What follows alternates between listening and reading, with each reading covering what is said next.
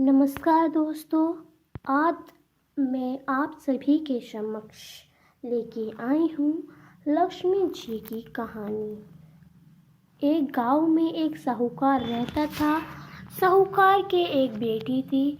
वह हर रोज़ पीपल सींचने जाती थी। पीपल के वृक्ष में से लक्ष्मी जी प्रकट होती थी और चली जाती। एक दिन लक्ष्मी जी ने साहूकार की बेटी से कहा, तू मेरी सहेली बन जा।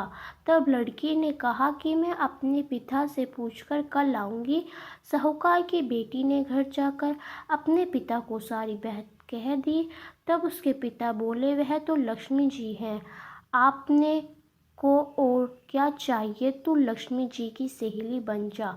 दूसरे दिन वह लड़की फिर गई तो लक्ष्मी जी पीपल के पेड़ से निकल कर आई और कहा, सहेली बन जा। तो लड़की ने कहा, बन जाऊंगी, और दोनों सहेली बन गई। लक्ष्मी जी ने उसको खाने का न्योता दिया। घर आकर लड़की ने माँ बाप को कहा कि मेरी सहेली मुझे खाने का न्योता दिया है। तब बाप ने कहा कि सहेली के जिमाने जाइए, पर घर भी संभाल कर जाना।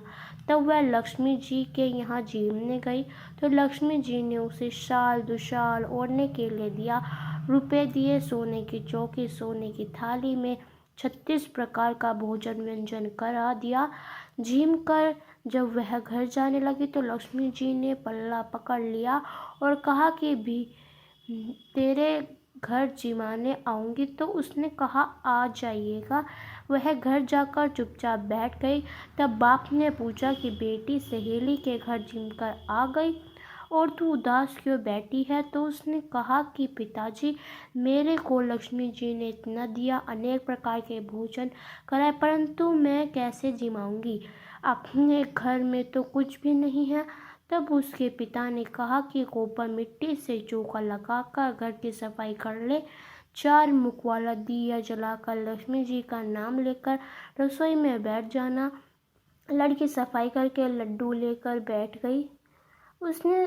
उसी समय एक रानी नहा रही थी। उस नौलखा हार चील उठा कर ले गई और उसके घर वह नौलखा का हार डाल गई और उसके लड्डू ले गई।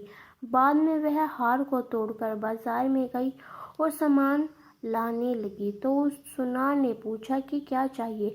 तब उसने कहा कि सोने की चौकी, सोने का थाल, शाल दुशाल दी, मोहर दी और सामग्री दी, 36 प्रकार का भोजन हो जाए, इतना सामान दे।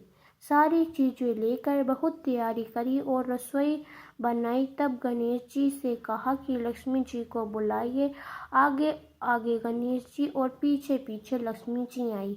उसने फिर चौकी डाल दी और कहा, सहेली चौकी पर बैठ जा। जब लक्ष्मी जी ने कहा, सहेली चौकी पर तो राजा रानी के भी नहीं बैठी, किसी के भी नहीं बैठी, तो उसने कहा कि मेरे यहाँ ना बैठना पड़ेगा। तो लक्ष्मी जी चौकी पर बैठ गई।